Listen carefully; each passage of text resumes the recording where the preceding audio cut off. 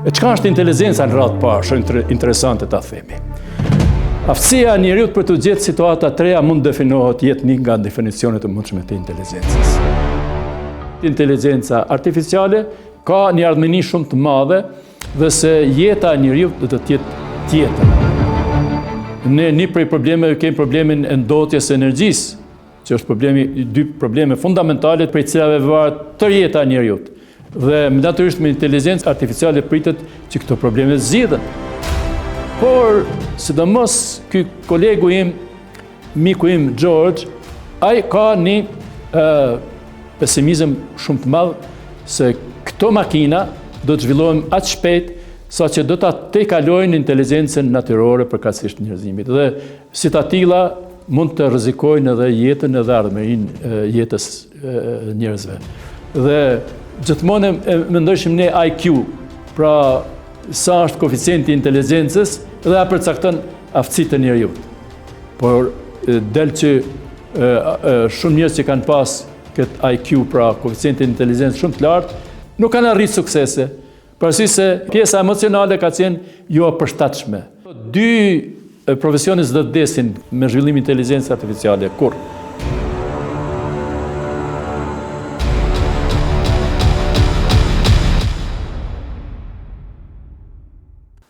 Shikues të nderuar, do të flas për inteligjencën artificiale. Por kur do që dëgjoni dikën, me siguri bëni dy pyetje para se të vendosni që të qëndroni aty apo jo.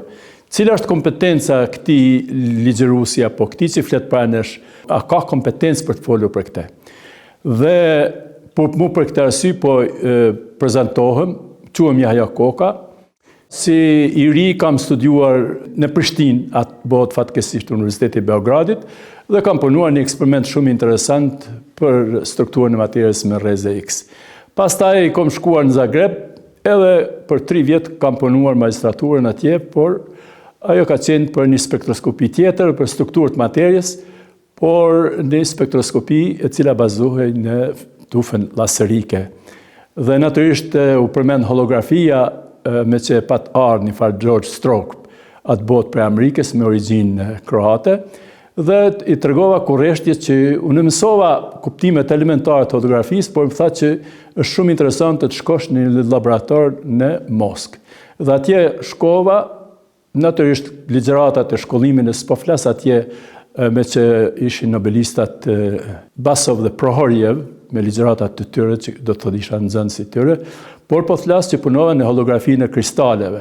Kurse në MIT, përkatësisht Harvard, vazhdova një vjet, domethënë në një laborator të profesor Benton për holografinë e bardhë, por që për punimin e informacioneve me tuftë laserit, shkova ta mësoj në laboratorin e David Cassisent në Universitetin Carnegie Mellon në Pittsburgh, Pennsylvania, Shtetet e Bashkuara të Amerikës.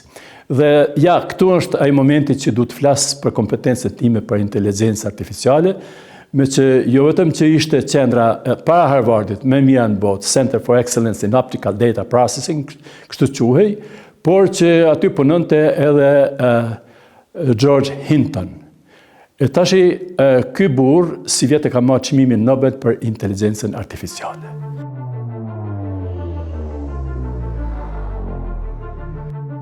E çka është inteligjenca në radhë parë, shumë interesante ta themi. Aftësia e njeriut për të gjetur situata të reja mund definohet jetë një nga definicionet e mundshme të inteligjencës. Dhe natyrisht kjo është inteligjenca natyrore, dhe një prej proceseve të mundshme inteligjentë është njohja. Ja, për shembull, është një objekt para meje këtu, dhe arsyeja pse po e shoh atë objekt, ose ju, si objekt më shihni mu, arsyeja pse më shihni nga se drita i merr informacionet prej fytyrës ime dhe i bart atje te syri juaj, vinë retinën e syrit juaj, në pjesën laterale në korteks dhe përpunohet dhe rekognisohet atje. Kjo është një proces që quhet rekognisim apo njohje. Është lami shkencor procesi i rekognisimit, por që realizohet edhe me inteligjencë artificiale. Këtë e ka zbuluar David Cassisent si zbuluesi i kompjuterit optik. Prandaj kompjuteri qenë ka fjalë kyçe. E tash kur filloi kompjuteri, përkatësisht kur filloi inteligjenca artificiale. Të themi që ekziston kompjuteri digital, përkatësisht kompjuteri bazuar në lëvizjen e elektronëve, kompjuteri optik, që është bazuar në lëvizjen e fotonëve, dhe kompjuteri kuantik, që është një koncept kuantik. Por të përcentrohemi çfarë është ai kompjuteri me tradit, pra kompjuteri i bazuar në elektrone apo digital. Pra, ku ka filluar teknologjia digitale, që është, domethënë, edhe makinë, e cila më vonë do të bëhet edhe makinë e mençur. Si jepet mençuria e asaj makine? Këtë ka filluar historikisht një farë Alan Turing, i cili gjatë luftës së dytë botërore ishte anglez, pra gjatë luftës së dytë botërore institucionet ushtarake angleze kishin për qëllim të njohin të dekodojnë ato gjermane, dhe se aty ishte problemi të cilin e zgjidhi Alan Turing, i cili është i bazuar në punimin e një procesori i bazuar në qarqet elektronike. Dhe natyrisht në një qark, themi në qoftë se është qark në të cilin ekziston rezistori dhe kapacitori, mund të bëhet mbyllja dhe qarkut elektrik në mënyrë automatike, pra pa intervenim nga jashtë. Edhe kjo hapje mbyllje është një hap i makinës për të aftësuar për të me qenë e mençur më vonë. Pra, qarqet atilla të kompjuteri i Alanit ishin aq sa me mbush pothuajse këtë dhomë. Dhe me atë arriti të bënd procesimin, pra përpunimin e të dhënave, pra përpunimin matematikor, që ishte pa mundur të bëhet në mënyrë tjetër, dhe aty fillon pra puna e kompjuterit, dhe historikisht me zvogëlimin e madhësisë rritet aftësia procesuese magazinuese, dhe kështu zhvillohet kompjuteri i bazuar në elektrone, përkatësisht kompjuteri teknologjia digjitale. Por ajo strukturë e qarqeve quhet strukturë fizike apo hardware.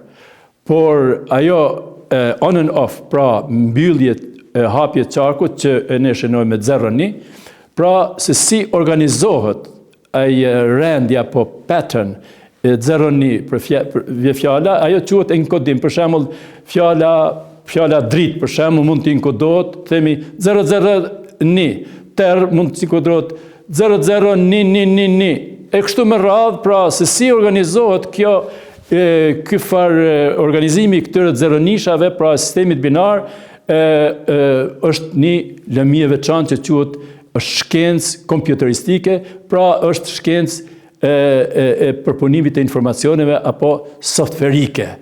Pra, procesimi është i bazuar në hardware-in që është makina, dhe softveri i cili është pjesa informative që inkodohet në makinë, edhe makina punon në bazë të informacioneve apo kodit instruktiv të cilin ne e japim. Kjo është ajo puna e kompjuterit.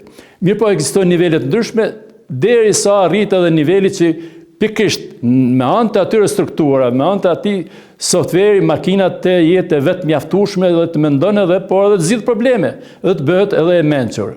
Tash ne këtë quajmë materie mençur, mund të jetë sa më vogël është një ligji i Morse, sa më vogël aftësia e mençurisë i rritet, aftësia procesuese dhe magazinuese, dhe këtu është ajo çështja e inteligjencës, pra e bazuar në procesin digital.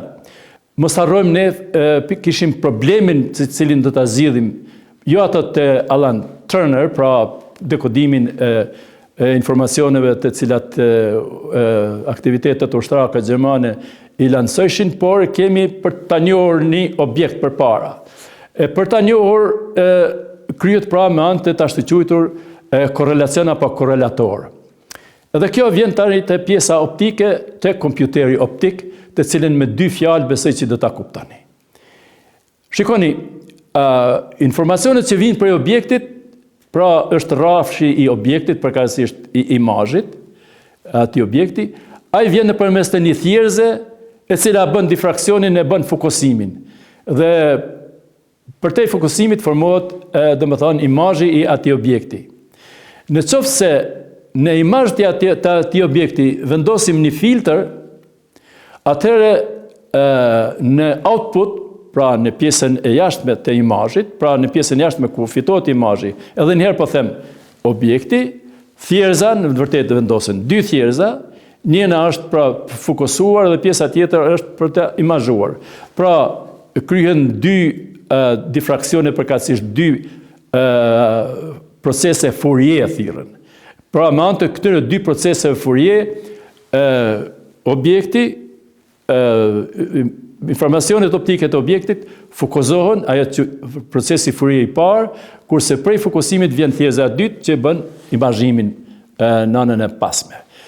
Mirë po, në qoftë se ne aty vendosim neve në një filtr, mund të gjenerojë mrekullira, siç është, po e quaj kushtimisht mrekullira, që është procesi i rekognisimit. Dhe neve aty vendosim për shembull një imazh tjetër që krahasojmë me objektin, përkatësisht informacionet optike që vijnë për atij objekti. Dhe ky krahasim i atij objekti që kemi para nesh, informacionet optike me atë që quajmë filtr, quhet njohje. Pse po e quajmë njohje? Për arsye se në një vend aty ku është fokusimi, pra mund vendosim një rrafsh ku i palosim mija imazhe. Çfarë problemi konkret që duhet ta zgjidhim? Merrni me mend që dikush ka kryer një krim. Dhe ne duhet ta njohim, i kemi gjurmat papilare ose fotografinë e tij, dhe duhet ta njohim se cili është ai.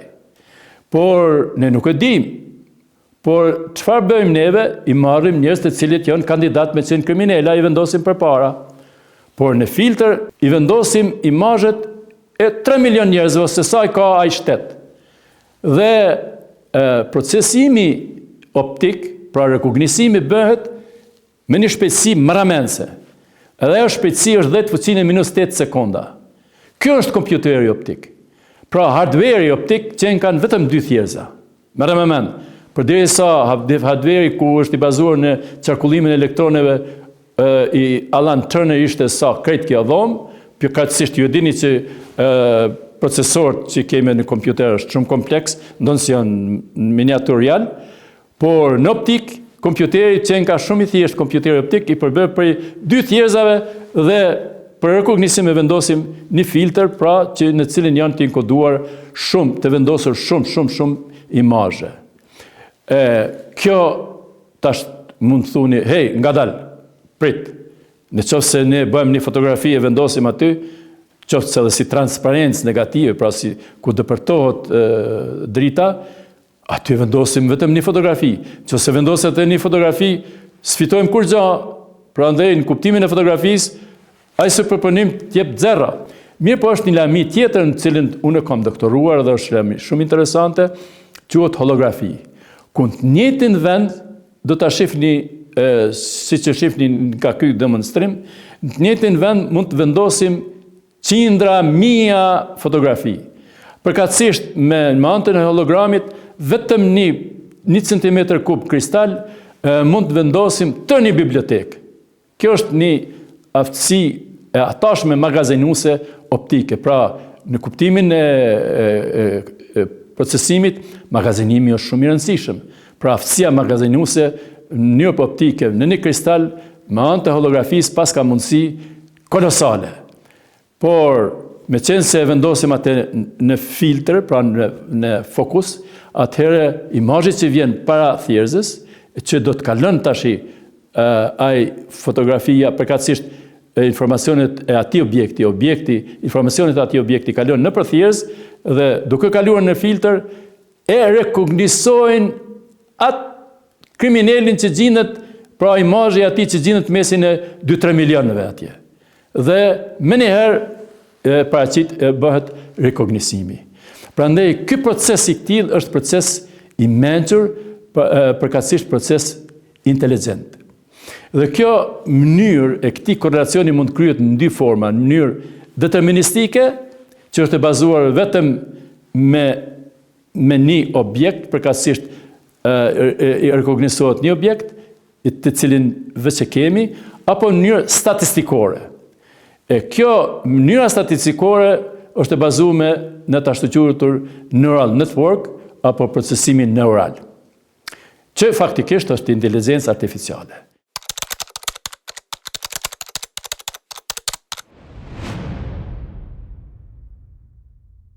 Kur është fjala për rritjen e inteligencës, du me krahasu ato fiziologjike, natyrore me ato artificiale.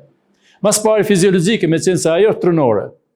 Me rrit mençurinë, do me thonë inteligencë, do me thonë me rrit numrin e fijeve, e lidhjeve fijeve nervore. Parasysh se si që përshifni ekzistojnë fija me fije lidhet në anët materjes kimike që quhet neurotransmetues. Pra ekzistojnë nyjet edhe fijet.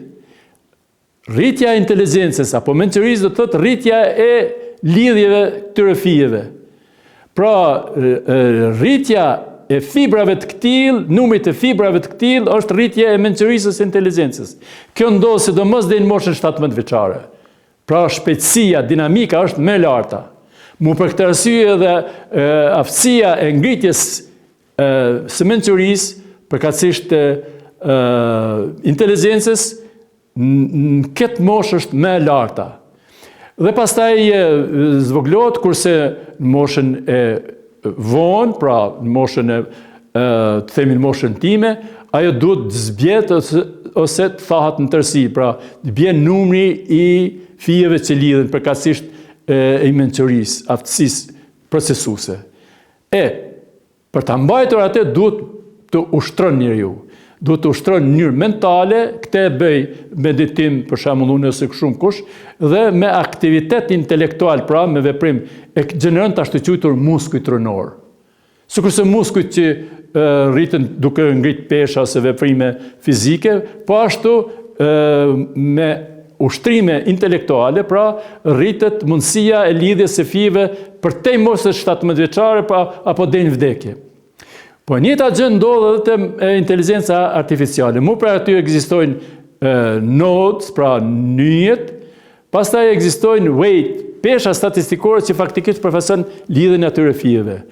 Dhe ato informacione, pra këto fije, kur janë shumë fije, por disa janë me peshë më të madhe, aty qëndron procesi, mundësia e rritjes së të mësuarit, pra rritjes së inteligjencës, pra me rritjen e këtyre fijeve përkatësisht të peshës, derisa të vim pra deri te ajo pika tjetër në cilën vepron ajo bias. Bias që thash ajo e quajta unë si pikë e veprimit të kositjes së informacioneve. Këto janë procese të cilat mund të krahasohen në mënyrë paralele të inteligjencës natyrore, pra të fijeve nervore, por edhe të inteligjenca artificiale, pra të makina, që jipet inteligjenca artificiale, që këto weight, këto fijet e përcaktojnë pra aftësinë e rritjes së qarkullimit të informacioneve apo rritjes së mençurisë. Pra me këtë mënyrë rritet mençuria e makinës.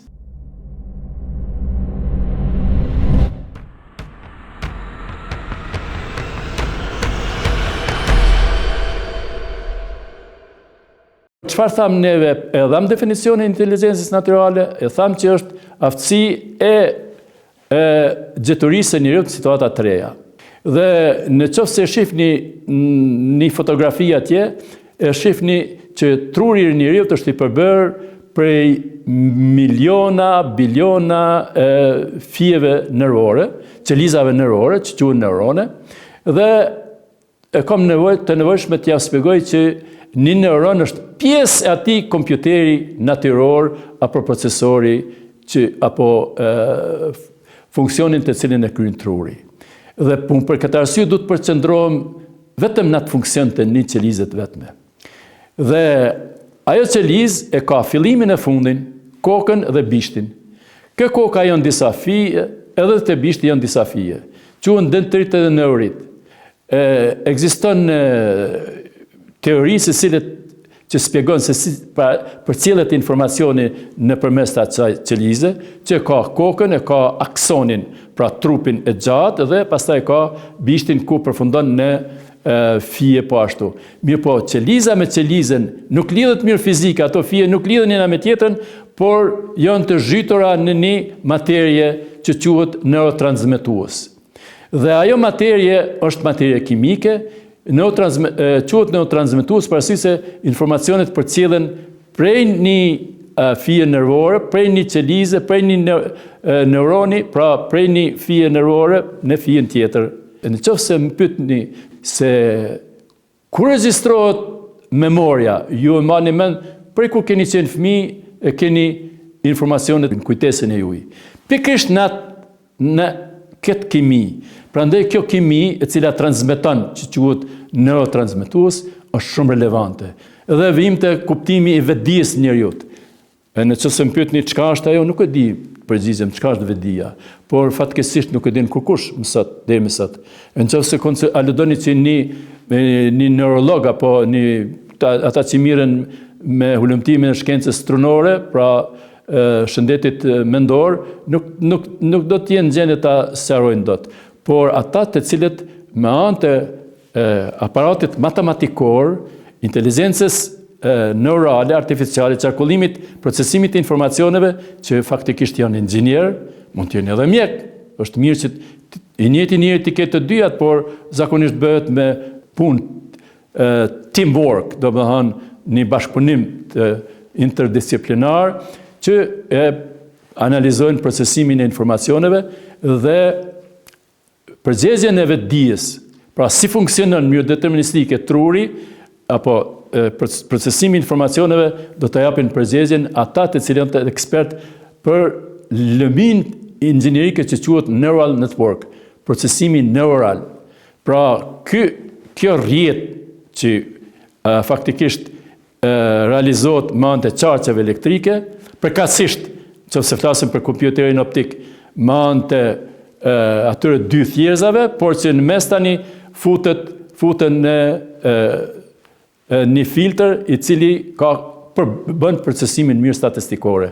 Pra qoftë me kompjuter konvencional, pra digital, qoftë me kompjuter optik, po në të ardhmen edhe me kompjuter kuantik, bëhet procesimi i cili realizon të ashtu quajtur inteligjencë artificiale. Dhe përgjigjen se si funksionon vërtet truri në mënyrë fiziologjike, përkatësisht në mënyrë, domethënë natyrore, përgjigjen këtë do ta japin me modele të cilat realizohen në laborator. Në laborator, pra me qarqe elektrike që i përshkrova janë të bazuara në qarkullimin e elektroneve, apo në qarkullimin e fotoneve, është irrelevante, por me qarkullimin e fotoneve shpejtësia e realizimit procesit është 10 fuqinë e -8, pavarësisht sa informacione vinë. Pra është shumë kolosale në krahasim me qarkullimin apo procesimin e informacioneve në mënyrë digjitale.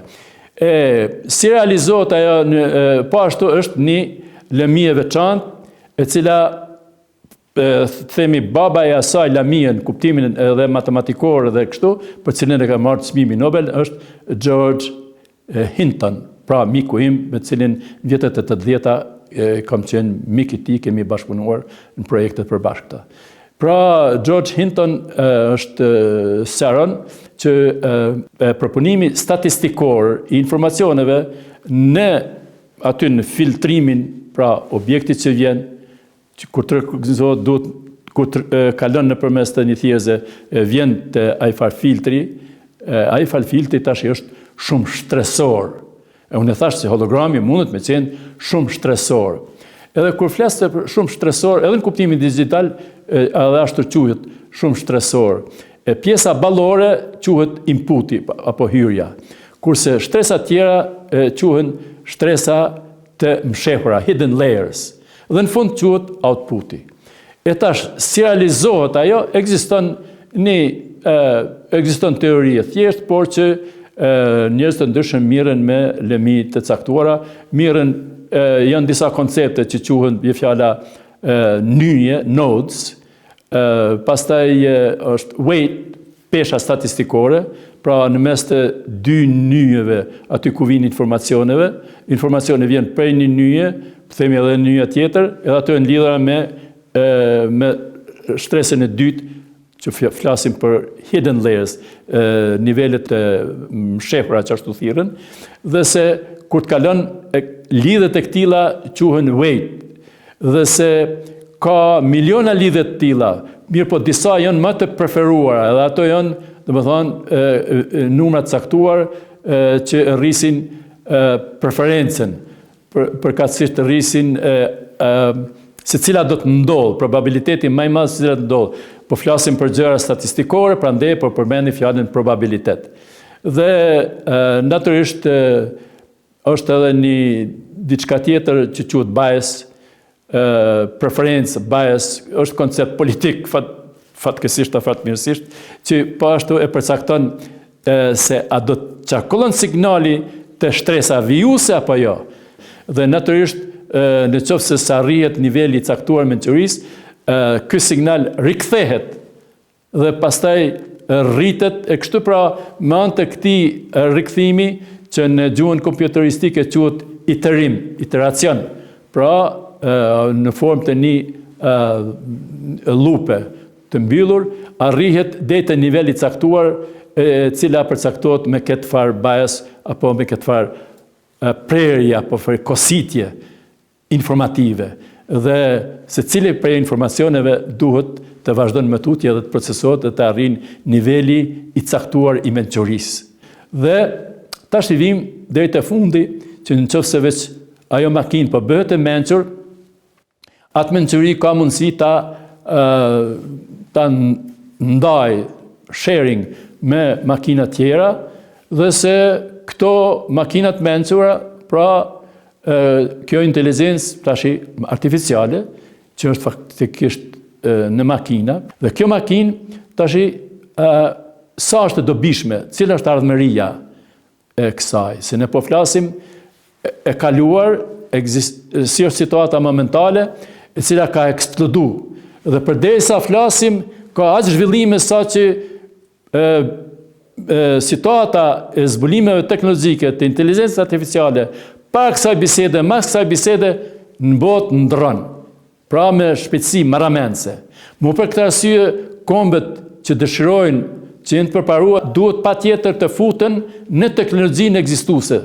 Ne kemi fatin e mirë se për këto nuk kërkohet një investim i madh. Pra për të kuptuar kuptimet elementare apo për të funksionuar apo për të jetuar apo për të zbatuar në mënyrë të nevojshme ekonomike, teknologjike, nuk kërkohet investim i madh. Kërkohet, domethënë, në kuptimin digjital kërkohet kompjuter, ne mund të sigurojmë çfarë do kompjuteri, kemi mundësi materiale dhe se të gjithë prej nesh kemi mundësi, sidomos këto të bëjmë të mirëm me këto. Është teknologjia e ardhmërisë. Dhe që ka do të ketë zbatim edhe në arsim, sidomos në mjekësi, edhe në ekonomi, parasysh se gjithmonë kërkohet efikasiteti, optimalizimi, kërkohet domethënë të gjinet që në interval shumë të shkurt kohor të vijnë rezultate sa më të larta, eficienca, domethënë të gjitha këto realizohen në mënyrë të shpejtë, se ne duhet punon diçka ti mund të realizojnë me 2-3 ditë, kurse me inteligjencë artificiale e realizojnë me disa minuta, sidomos nëse realizohet me kompjuter optik ose kuantik. Kështu që ka një ardhmëni shumë të madhe dhe se jeta e njeriu do të jetë tjetër. Ne një prej problemeve kemi problemin e ndotjes së energjisë, që është dy probleme fundamentale që prej cilave varet tërë jeta e njeriu. Dhe natyrisht me inteligjencë artificiale pritet që këto probleme zgjidhen. Për shembull, një prej problemeve të energjisë kemi mundësinë e gjenerimit të energjisë nga fuzioni bërthamor. Është ipen biliona, po akoma nuk kemi realizuar atë për arsye se prapë duhet të shfrytëzojmë burimet fosilore, ndotja tjera. Me inteligjencë artificiale besohet se shumë shpejt, pra mendojnë 15 vjet, por tani mendohet që procesi i energjisë do të zgjidhet, pra fuzioni bërthamor do të zgjidhet brenda disa vite. Domethënë është në teknologjinë, në jetën, ardhmëninë do ta bën të ndritshme. Por sidomos ky kolegu im, miku im George, që ka marrë çmimin Nobel, pra George Hinton në fjala, ai ka një pesimizëm shumë të madh se këto makina do të zhvillohen aq shpejt sa që do ta tejkalojnë inteligjencën natyrore përkatësisht njerëzimit. Dhe si të tilla mund të rrezikojnë edhe jetën edhe ardhmërinë jetës njerëzve.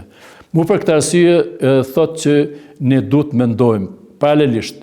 Nuk e kemi këtë problem ndoshta në Kosovë, por njerëzimi kryesisht duhet të mendoj paralelisht me zhvillimin teknologjik dhe të inteligencës artificiale, ta bëjmë të ashtë quajtur një threshold. E përmenda ato bias është momenti kur vendosim kositjen që te kalon informacioni apo nuk te kalon.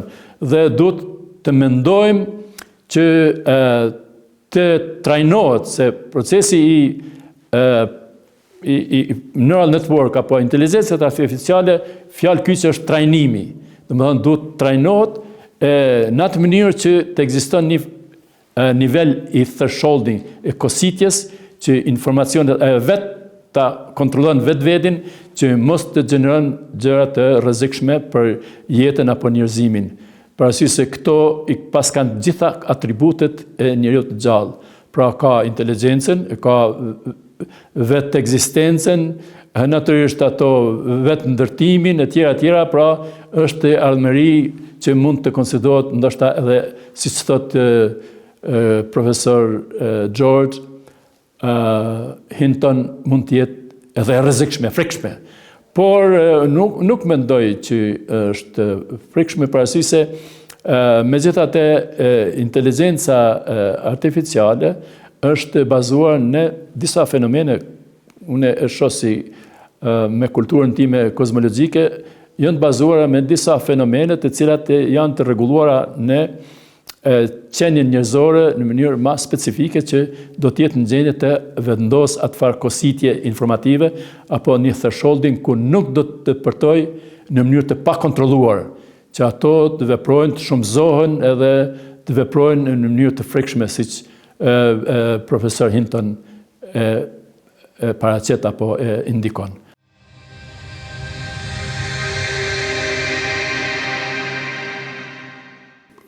Truri i njerëzit ka, thash, dy aftësi, pjesën kognitive dhe emocionale. Kjo pjesa emocionale është, me thënë në mënyrë popullore, është klima që gjenerohet. E ti në qoftë se don për ta arën apo kosit livadin, nëse bie shi, s'pat e klimë, ti nuk je në gjendje ta realizosh dot. Prandaj klima është shumë determinante. Pra pjesa emocionale e njerëzit për të realizuar veprime kognitive trunore është shumë determinante. Dhe gjithmonë mendojshim ne IQ, pra sa është koeficienti i inteligjencës dhe a përcakton aftësitë e njerëzit. Por del që shumë njerëz që kanë pas këtë IQ, pra koeficienti i inteligjencës shumë të lartë, nuk kanë arritur suksese. Parasysh se pjesa emocionale ka qenë jo e përshtatshme. Prandaj konsistenca, interesimi, ngjallja, vetbesimi, përkushtimi, këto janë determinante më tepër se sa shpeshherë se sa inteligjenca kështu IQ, inteligjenca njerëzore. Prandaj makina, e cila pajiset me inteligjencë artificiale, ajo për këtë pjesën emocionale është shumë problematike. Prandaj unë besoj që inteligjenca emocionale është determinante që makina mos të arrijë aftësinë e inteligjencës natyrore. Pra gjithmonë do të jetë jo një hap, por shumë hapa mbas nesh. Dhe edhe dyta, me siguri përdesa na flasim, ekzistojnë projekte që mirën ekskluzivisht me përcaktimin e bias, e caktimin e threshold, ati pragut, asaj kose, pra që e ndërpren mundësin e qarkullimit informacioneve që zhvillohen në atë mënyrë që në mënyrë të pa kontrolluar të bëhen të frikshme për jetën njerëzore. Prandaj konsideroj që nuk është rrezik ashtu siç miku im e prezanton, se ai shumë mënyrë të frikshme e prezanton këtë. Natyrisht kur flitet për Nobelist, i cili konsiderohet si ndoshta ndër njerëzit më të mençur, ndoshta më i mençuri në sipërfaqen toksore, shumë e konsiderojnë, atë duhet me pas një farë konsiderate. Por më jepet të drejta që të paktën që kam miktimin, të themi që nuk konsideroj që do të jetë rrezikshme, por mbi gjitha do të jetë e dobishme inteligjenca artificiale dhe zhvillimi i saj. Prandaj sa më shumë të joshim trit, do ta kemi një ardhmëri më të mirë kombëtare.